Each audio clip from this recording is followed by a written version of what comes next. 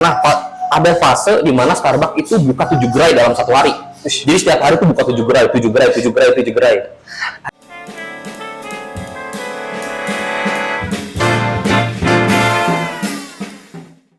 Halo entrepreneurs, welcome back again to our YouTube channel di Money Entertainment. Dimana sekarang gue udah sama teman gue. Siapa nama lo?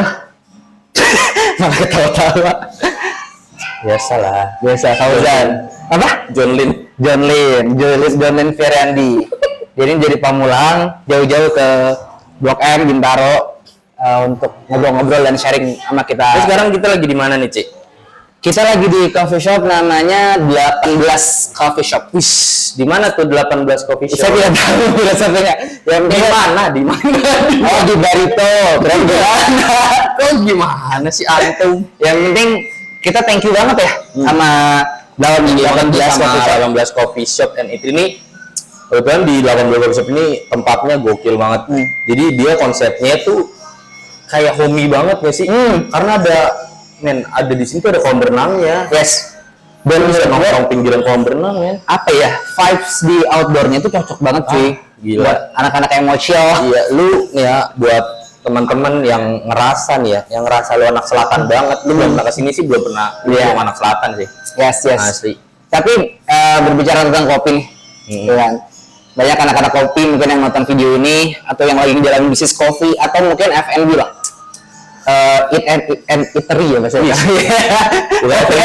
Bukan F&B lagi. Kalau F&B kan food and beverage. Itu industrinya. Ini sekarang tuh terkenal ya coffee and eatery. Itu yang lagi terkenal. Kopi dan makan. Karena kita di Bandung ada namanya coffee and eatery juga ya. Iya kayak gitu lah. Konsepnya mirip-mirip. Tapi ngomong tentang dunia perkopian gitu. Kita kan tahu ya pasti ada satu brand yang terkenal banget namanya Star Syndrome. Emang agak star kayak Aldi. Kesebut lagi namanya. Aldi Taher yang lagi viral kan. Yang lagi sering nyanyi lagu Star gitu, ada Star ya. Nah, kebetulan brand yang mau kita bahas itu tentang strategi bisnis dari satu brand namanya Starbucks. Yes, itu dia. Nih, mungkin kita bisa berangkat dari ibaratnya pencetus salah satu pencetus coffee shop lah. Starbucks ini ya. Emang pertama ya? Enggak juga sih. Tapi salah satunya. Coffee shop dibawa dari Itali sih memang. Salah satu berpelopornya dari Itali. Early coffee shop gitu ya. Tapi kalau kita boleh berangkat dari sejarahnya, itu coffee shop dari Starbucks itu sendiri gimana tuh? Nah ini ngomong-ngomong Starbucks ya. Jadi kalau kita zaman sekarang kan taunya Starbucks adalah coffee shop kan. Coffee shop yang jual pastry, yang jual kue dan lain sebagainya. Tapi pada awalnya tuh Starbucks sebenarnya berangkat dari biji kopi. Jadi pada tahun 71 ada 3 sekawan, gue lupa ya namanya. Itu dia Zana Faladu. Iya, benar. Iya, itu katakanlah nama disamarkan itu nggak boleh, soalnya orangnya udah meninggal. Oh gitu. Jadi jangan disebut. Almarhum ya. Iya. Tapi bukan bisa. Iya, lalu. Jadi dia itu bikin lah sebuah coffee shop yang namanya Starbucks. Fokusnya adalah jual biji kopi. Dan jual teh. Itu fokus awalnya Starbucks. Nah, setelah itu pada tahun 82 masuklah nih yang sekarang saat itu menjadi CEO Starbucks namanya Howard Schultz. Oke. Nah, dia awalnya jadi direktur marketing dan operasional karena tertarik banget nih sama kopinya Starbucks, biji kopinya. Akhirnya dia masuk dan dia yang mengubah Starbucks menjadi coffee shop seperti sekarang. Awalnya berarti cuma supplier biji kopi? Iya, supplier biji kopi. Jadi ceritanya B2B berarti? Udah B2C. Jadi kayak orang nih, lu ke Starbucks tuh saat itu ya beli biji, terus bikin sendiri kopinya. Bikin sendiri, biasanya ditumbuk sendiri, diseduh sendiri. Jadi bikin kopi. Atau kalaupun memang bisa diseduh di situ, tapi tempatnya kurang oke lah untuk ngopi yang kayak sekarang ini ya. Howard Schultz ini kebetulan yaitu terinspirasi dari Itali. Dia sempat ke Itali, akhirnya melihat wah kayaknya coffee shop kayak gini nih yang namanya coffee shop nih, tempatnya oke, jual kopi, ada menu kopinya nggak cuma biji doang. Berarti mereka testing dulu tuh untuk bikin tempat kopi. Iya, tapi sayangnya ketika Howard balik ke Seattle, jadi Starbucks pertama kali itu ada di US, tepatnya di Seattle. Dari Itali balik lagi ke Seattle, ngomong lah ke CEO dan lain-lain jajarannya eksekutif, gimana kalau Starbucks kita jadikan coffee shop seperti di Itali, kita jual kopi yang sudah jadi dan lain sebagainya. Semuanya tapi ditolak. Kenapa tuh? Ya mereka merasa kenapa kita harus jual kopi, kita jual biji kopi udah oke kok. Oh, Karena kan dia jual dari tahun 1971. Howard Schultz ini baru masuk di 1982. Jadi kan udah 10 tahun, sekitar 9 tahun perjalanan Starbucks. Jadi mereka Udah merasa nyaman di eksekutifnya, ya kenapa kita harus jadi coffee shop? Toh kita jual biji kopi udah, kenapa kita harus mengambil resiko yang lebih gitu?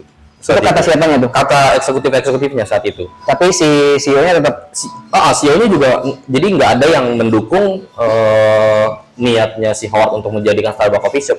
Yang pada akhirnya tahun 85 Howard Schultz keluar dari Starbucks karena idealisnya dia yakin banget kalau dia bikin coffee shop tuh bakal jadi. berarti misah sama Misah.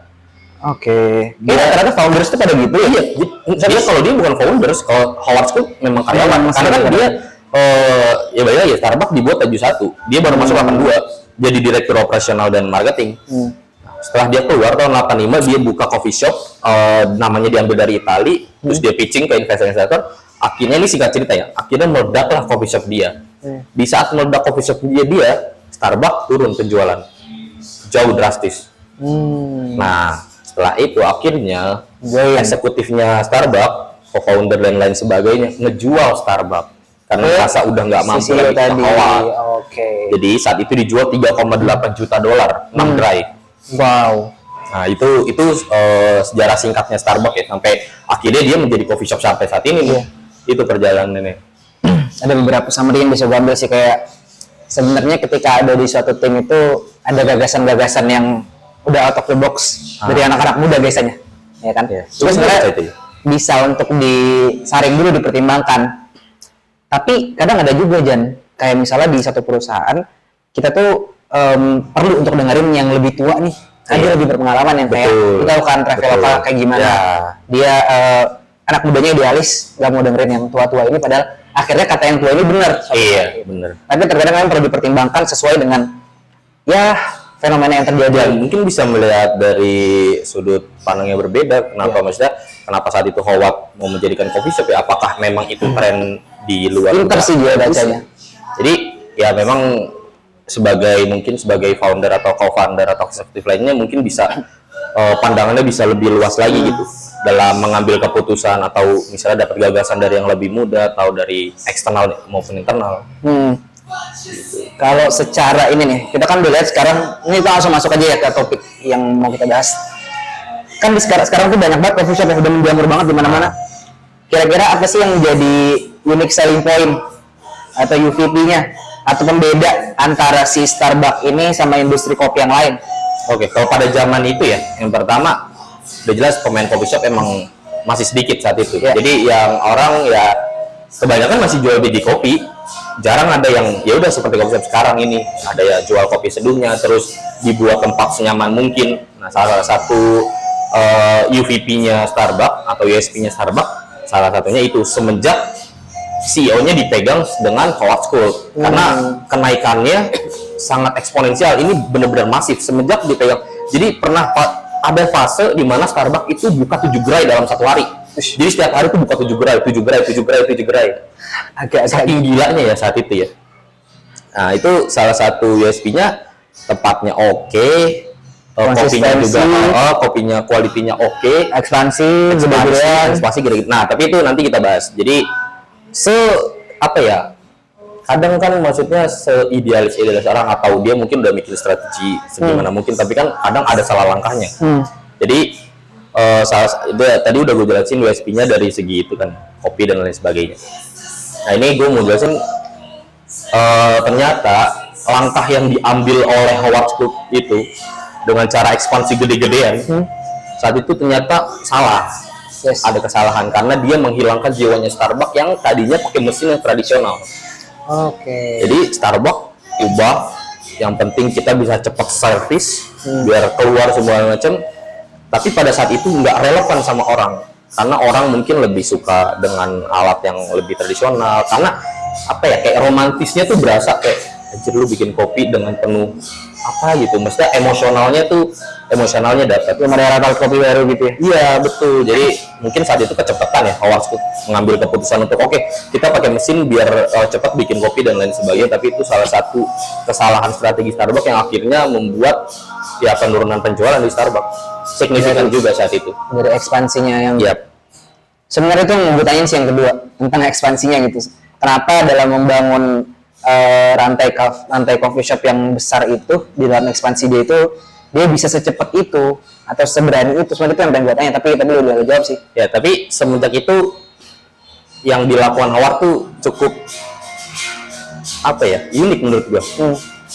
Semenjak kegagalan Starbucks dalam melakukan ekspansi gede-gedean yang akhirnya tutup di beberapa gerai, Howard Schultz itu mengambil tindakan. Jadi ada satu hari di seluruh Amerika gerai Starbucks tutup total, semua gerai tutup.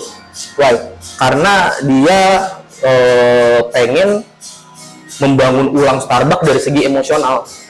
Yang tadinya pakai kopi yang mesin itu biar lebih cepat, dia ubah semuanya menjadi seperti zaman dulu lagi dan mentrainingkan baristanya. Oke, kita nggak bisa nih pakai ini nih, kita harus balikin Starbucks seperti zaman dulu.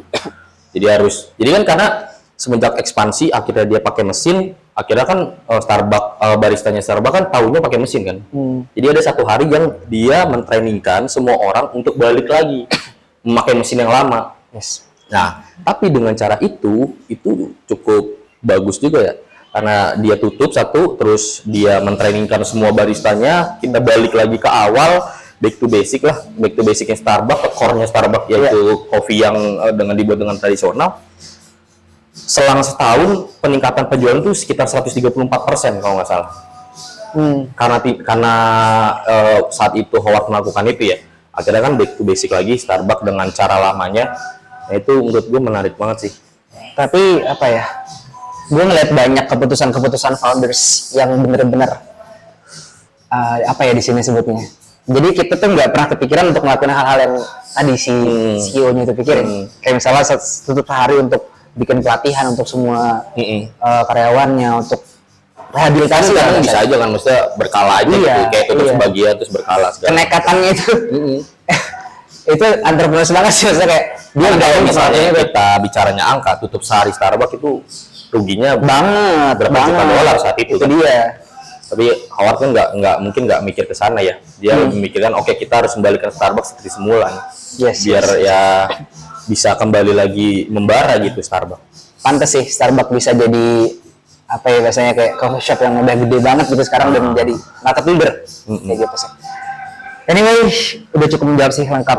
Sebenarnya gue masih banyak yang pengen gue tanya tentang Starbucks, kayak Starbucks cards dan lain sebagainya. Cuman mungkin waktunya nggak cukup, ntar kita bahas di next video mungkin ya, part 2 maybe, atau mungkin di pembahasan lain tapi masih seputar Starbucks. Oke. Cukup ya? Cukup. And ya, sampai sini aja teman-teman, semoga video bermanfaat dan jangan lupa di like, comment, share dan juga subscribe. And bye, see you guys in the next video.